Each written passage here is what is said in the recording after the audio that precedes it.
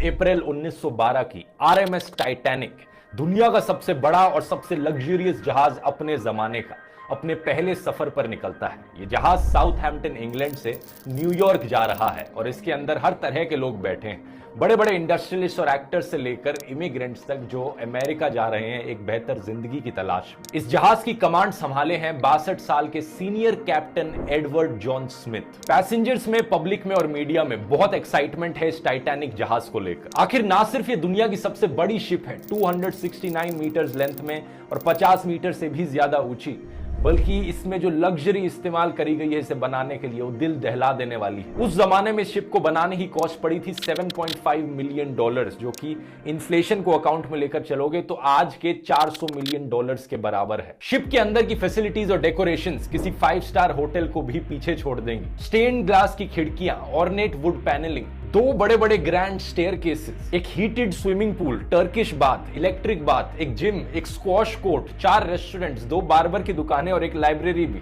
और तो और जिस तरह के सेफ्टी फीचर्स का इस्तेमाल किया गया था टाइटैनिक को बनाने में, इस जहाज को अनसिंकेबल माना जाता था। ये एक ऐसी शिप है जो कभी डूब ही नहीं सकती क्योंकि इतनी सेफ है ये। व्हाइट स्टार लाइन उस कंपनी का नाम था जिसने इस टाइटैनिक जहाज को बनाया था। इस कंपनी के वाइस प्रेसिडेंट इतने कॉन्फिडेंट थे इस चीज को लेकर, उन्होंने पब्लिक के सामने आकर ओपनली कहा था ये जहाज अनसिंकेबल है। लेकिन अपने पहले सफर पर रवाना होने के सिर्फ 2 ही दिन बाद 12 अप्रैल 1912 को टाइटैनिक को अपनी पहली आइस वार्निंग्स मिलने लग जाती है। यानी जिस अटलांटिक ओशन पर तैर कर ये टाइटैनिक अमेरिका की ओर बढ़ रहा है वहां पर आइस मौजूद है, बड़े बड़े बर्फ के पहाड़ मौजूद हैं, आइसबर्ग्स, जो खतरा है इस जहाज के लिए। ये वार्निंग्स को इतनी अनयूजुअल चीज नहीं है। समुद्र से गुजरने वाले जहाज अक्सर अपने आसपास वाले जहाजों को रेडियो के थ्रू कम्युनिकेट करके बताते रहते हैं कि समुद्र के इस एरिया में बहुत ज्यादा बर्फ मौजूद है, ध्यान से आगे बढ़ना। इन वार्निंग्स को रिसीव करने के बाद टाइटैनिक अपने कोर्स को 2 बार बदलती है डेंजर को अवॉइड करने के लिए, लेकिन अपनी स्पीड को कम नहीं करती।